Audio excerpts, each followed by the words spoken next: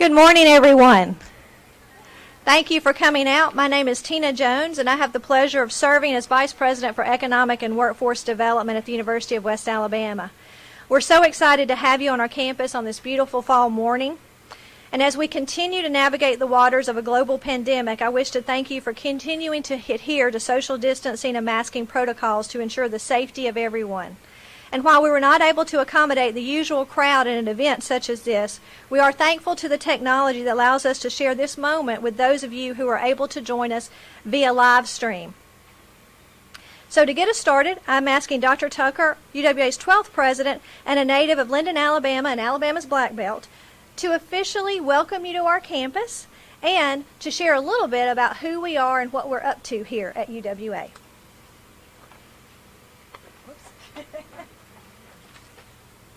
Thank you very much. And I do want to thank everybody for being here during these very challenging times, but I especially want to thank you for continuing to follow the health and safety protocols that we've established.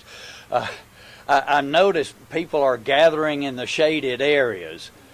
We have smart faculty and staff here at the University of West Alabama, but I especially want to thank the Delta Regional Authority and Chairman Caldwell in particular for their partnership and support over the years, without which we would not be standing here today.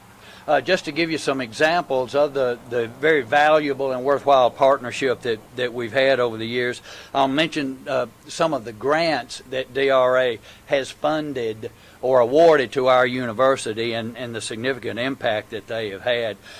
Several years ago, we had one grant awarded by DRA entitled Reinventing Career Readiness for Success. What was really important about this, now it was a significant grant, several $100,000, but it led directly to our certification as an ACT work-ready community, which was a really, really big deal and still is, but a bragging point for us. We were the first community in the state of Alabama to be so designated, and we would not have been without DRA's support. Just to mention a couple of big grants from last year, we had the DRA CDAP Port of Epps Water Infrastructure Grant. Almost all of you from around here and our partners as well know that we were able to attract Enviva, the world's largest pellet manufacturing company, to open a site here in our area. But they wouldn't be here in a major part without DRA's assistance, because grants like the Port of Epps Water Infrastructure Grant it's one major part of the package that enticed them to come here. And just to remind you, the Enviva operation is a $175 million capital investment and 85 full-time jobs at a minimum. That would not be happening without DRA. A couple of more recent ones, of course, the DRA DOL Links program, which is the reason we're at this point today. That was a huge grant, $2.5 million just last year. Dr. Jones will give you much more information about that. I just wanted to lift it up as an example. And the most recent DRA award was, again, another CDAP, DRA CDAP grant, to renovate the museum, the McMillan Building downtown, for our Black Belt Development Center. And that's another big grant, too, about a $500,000 grant. These are just examples of the partnership that we have formed, and it has led to us being more successful and more sustainable in our efforts around workforce development, economic development, and community development. And as you'll recall, just a year and a half ago, we restructured to form the Division of Economic and Workforce Development that Dr. Jones is vice president of. But she and her team have been instrumental in working with DRA in getting these grants. But the larger point I want to try to make here is that our university recognizes we are a regional university in a rural area. So we've consciously and intentionally tried to focus on rural development. Some quick examples, and I'll start with the charter school and its focus on place-based learning, which is all about connecting with your rural environment and learning from it and advancing from it. And I'll move from there to our certificate programs and two-year technology degrees, primarily housed in the College of Business and Technology. Things from welding and automotive technology to industrial maintenance to even to engineering technology. And we have moved from there, as you'll recall, a year and a half ago, we added our first doctoral degree program, the EDD in rural education.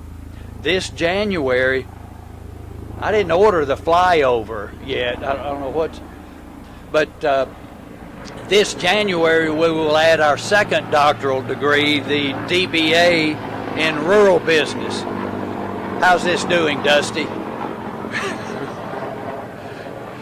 Just a couple of other quick things. I don't want to take up too much time, but the UWA has assumed major capacity building leadership roles in such diverse areas as the Rural Development Institute, Rural Recovery Accelerator Program, cultural and nature-based tourism, and so on. We've also created and delivered various leadership development, career pathways, and educational outreach programs to rural communities.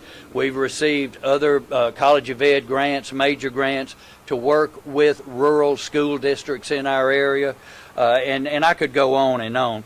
But the point is, I want to thank sincerely all of our partners and all of our supporters here, because your continued collaboration and support allow us to make a positive difference in the ability of those that we all serve to acquire the necessary skills and competencies to be successful on the job and throughout their life, which is our ultimate goal.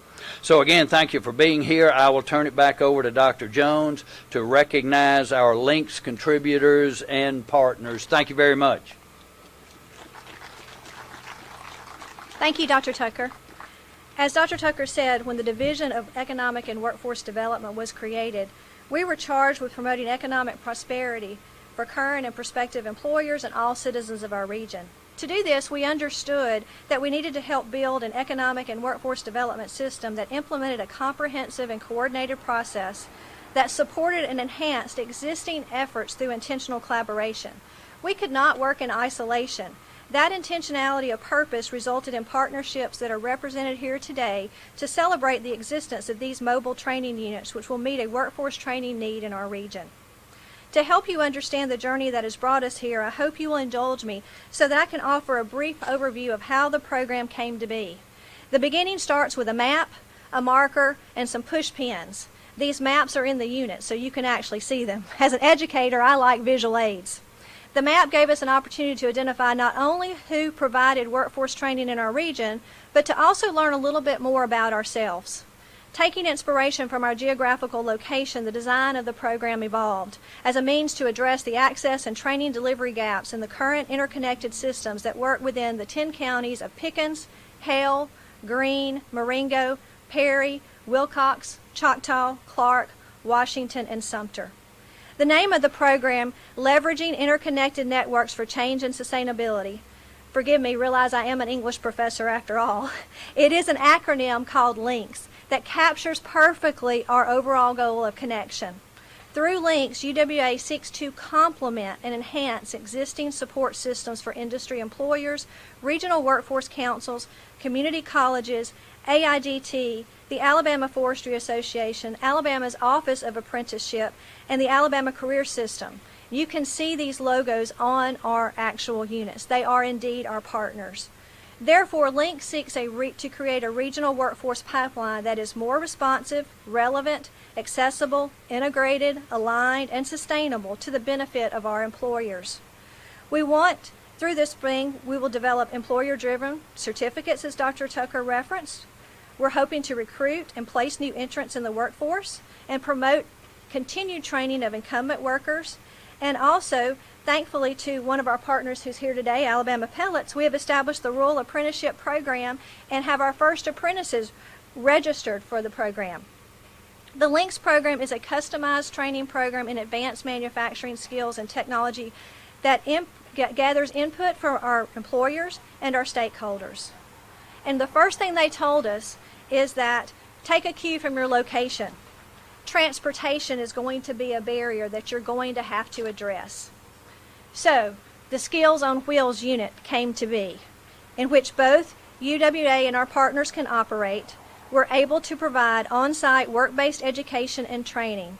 The units allow for, and you will see in a moment in your tour, virtual and actual hands-on equipment when needed, allowing individuals to train in their communities, their hometowns, and also on-site with their employers during breaks, lunch hours, or after hours.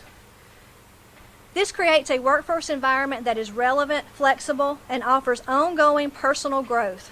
For in that personal growth, we truly unlock the potential of our region because we have invested in our people, which is what DRA always tells us to do. Before I close, I must call attention to our partners whose logos are proudly displayed on the outside of our Skills on Wheels. I hope you'll take a moment to look at all of those.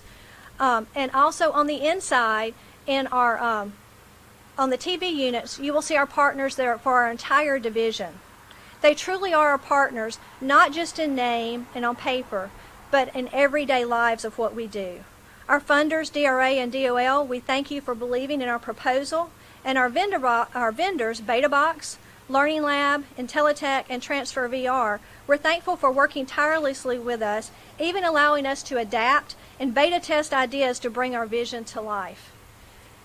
When you do the tour, I hope you will talk to these folks as they are around, and we'll ask them to raise their hands. And finally, I want to thank the university and the Division of Economic and Workforce Development team. And so, if I can, our division team, if you will raise your hand and wave, they're standing off in the shade, so I see all of them there. And also the Office of Sponsored Programs and the Business Office for all you do to help us make these grants possible. Thank you for all you have done to bring us this far and the commitment you have in moving us forward. As Dr. Tucker said, we have a very special guest with us today. We are honored to have Federal Co-Chairman of the Delta Regional Authority, Chris Caldwell, with us.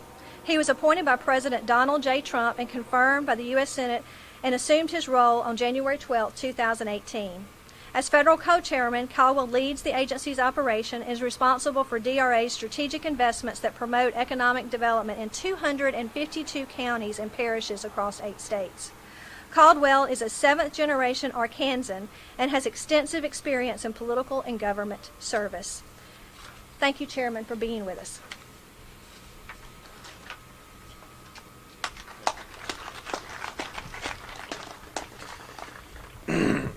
Thank you, Dr. Jones and Dr. Tucker, for that great introduction. Correction, which, while yes, my family has been in Arkansas for 7 generations, I do like to note that while that I was born here in Gardendale when my mom and dad were in school at Sanford, and then we lived in Mobile for a while. So it gets less and less and less, but still over 10% of my life had been here. Somebody went and corrected that the other day on Wikipedia, I noticed. I don't know who does that, but it says I'm actually from Birmingham, Alabama now, not Little Rock, Arkansas. But I always like to remind Governor Ivey of that, that I was born here. I want to, speaking of Governor Ivey, Crystal Talley, I'd like to thank her for being here from ADECA, and she serves along with Director Boswell on as the designees to the Delta Regional Authority on behalf of the state of Arkansas. So if you don't like where our grants go, it was probably her who did it. Great partners, the whole delegation here, and really nothing that we do wouldn't happen without the delegation. Senator Shelby has been such a strong advocate for our agency and the projects that you mentioned. I'm glad to see you mention the Port of Epps project from a few years back and how important that industry is. And that does directly dovetail into why we are here today, because at the end of what we do at DRA is all centered around economic development, and the heart of that is workforce development. And the work program that you received this $2.5 million grant over, and I'm glad that I'm here now, because when we normally go to these, and where I've been this week in Louisiana and in Mississippi, are recent grants, and they're just getting started. And I love the fact that I get to be here and see this product, and y'all should be so proud, because it's one thing to read it and see it in these applications, but man, to see it in person and see the tangibles of it are so exciting. But as you not to be repetitive, but as you stated, the work program that this came under was a partnership with the Appalachian Regional Commission and the Delta Regional Authority, along with the Department of Labor. And just last week, I was in Pennsylvania with Secretary Scalia and Chairman Thomas of the Appalachian Regional Commission to announce the second round of $14.5 million of grants here in the Black Belt and the Delta across 13 new projects and 3,500 new trained individuals. So, but if you get to the point of be it an infrastructure like we did at the Port of Epps or a workforce program here, is at the heart of it is the job creation and the improvement of the lives of the residents of our footprint. To be competitive in a rural community today, we must ensure that this development of our economies and the skills are hand in hand and tied together at every step of the way. And your Links program does that, and it is industry driven, and that is the key to success in today's zero-sum game of workforce development. If you just left it to a bunch of bureaucrats, we would have given you money to start a snowplow operation program here in South Alabama. Not really needed, but someone would have given you a grant for it. And while you're marrying that partnership with industry of telling you what is needed, we are more than happy to stand with them in that. So this all, and I must say, is due to the leadership of not only Secretary Scalia, the Department of Labor, and obviously President Trump, but if I am allowed the privilege to say thank you to a Missourian, Tiger, but Senator Blunt really thought this up as the chairman of Appropriations, Labor Subcommittee there on Senator Shelby's committee, and to take displaced workers and train them. And so without, frankly, any of those men there and your leadership here, I'm just a cog in the middle. None of this would have happened. So give yourselves a pat on the back. Thank you so much for having me today. I'm very excited to take a tour and see this and be able to report back to my colleagues the tremendous job that you're doing here. And I just look forward to seeing the skills on wheels grow. So thank you.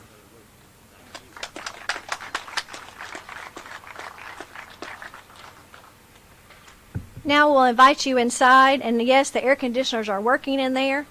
We want you to take a tour of our units, but we do ask that we go in a one way and out the other so that we can adhere to social distance guidelines. So we'll actually enter through these double doors, go out the side door, enter the second unit, and go out again. Again, we want to thank all of our partners for being here and allow us to take a couple of photos before they leave, because as we said, these units are not going to be stationary. We do not want to see them on campus, because if they're on campus, they're not doing their job. They will literally be on the move in the next couple of days, and we want you to take pictures of them as you see them going down the road. In fact, I can tell you they'll be traveling first on Highway 17 north to Aliceville and then south to Butler.